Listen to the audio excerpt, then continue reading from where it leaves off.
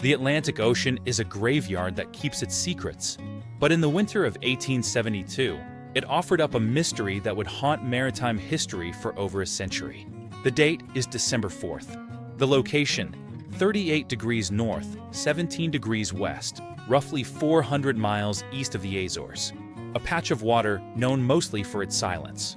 It was here that the crew of the Dei Gratia spotted a silhouette against the gray sky. A ship, but she was behaving erratically. She was yawing, swinging wildly into the wind, her jib and foretop staysail set on the starboard tack, yet she drifted aimlessly.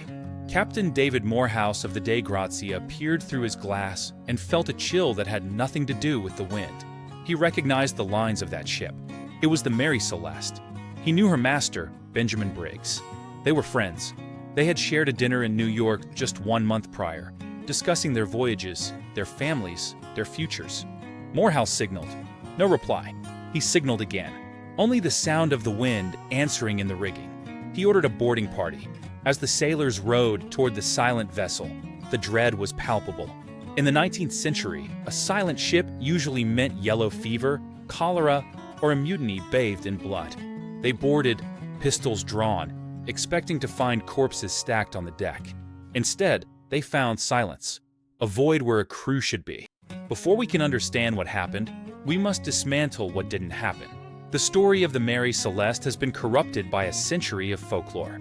You have likely heard the legends, that the boarding party found a meal still warm and smoking on the cabin table, that the captain's boiled egg was half-eaten, that a cat was found sleeping peacefully on a locker. As a historian, I must tell you, this is fiction. These details were not found in the Admiralty logs. They were the invention of fiction writers, most notably, a young Arthur Conan Doyle, who wrote a sensationalized short story in 1884 called J. Habakkuk Jeffson's Statement. The public mistook his fiction for fact. The reality revealed at the Gibraltar salvage hearings was far more unsettling than a warm dinner. The ship was wet. The cabin sole was covered in water. But it was not a crime scene. The final entry in the logbook was dated November 25th at 8 a.m. The Dei Gratia found her on December 4th.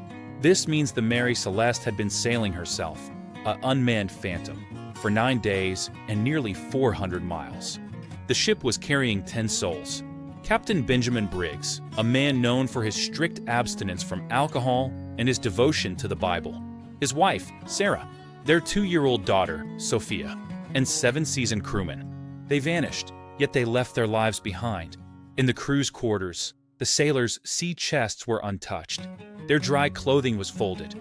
Their money was still there. And, perhaps most tellingly, their pipes were left behind. For a 19th century sailor, the pipe was his most prized comfort. To leave it meant one thing: panic. The cargo is the first piece of our puzzle. The Mary Celeste was carrying 1,701 barrels of denatured industrial alcohol, destined for Genoa to fortify Italian wines. A dangerous, volatile cargo. But to solve this, we must look at what was missing. The ship's navigational instruments, the sextant, the chronometer, were gone. Captain Briggs had taken them. This was a calculated departure, not a chaotic route. Let us reconstruct the final moments. We know the ship's pumps had been dismantled and were lying on the deck. Why? The Mary Celeste had carried coal on her previous voyage. Coal dust is notorious for clogging pumps. It is highly probable the pumps were not working correctly. A sounding rod was found on the deck. This suggests the crew was frantically checking the water levels in the hold. But here is the crucial intersection of bad luck and chemistry.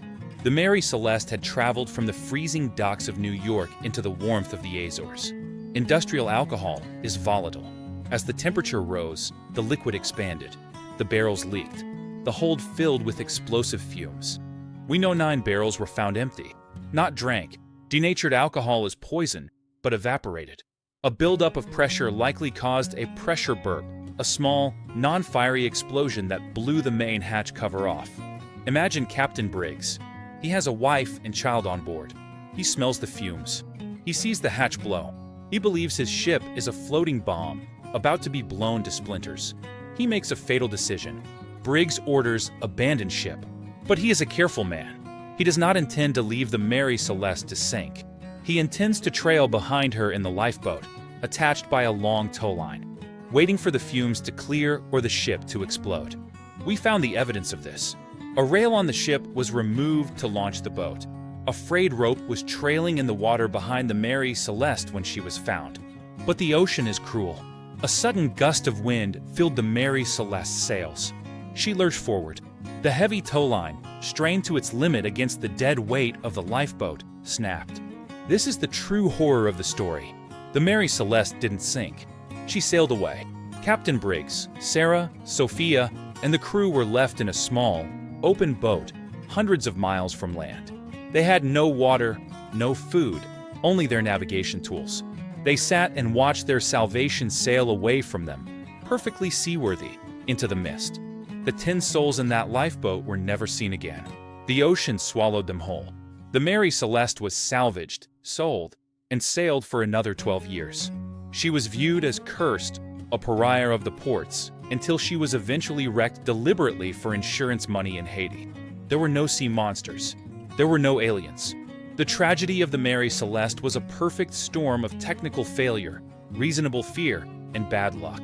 It serves as a chilling reminder that on the high seas, the line between life and death is often just a frayed rope.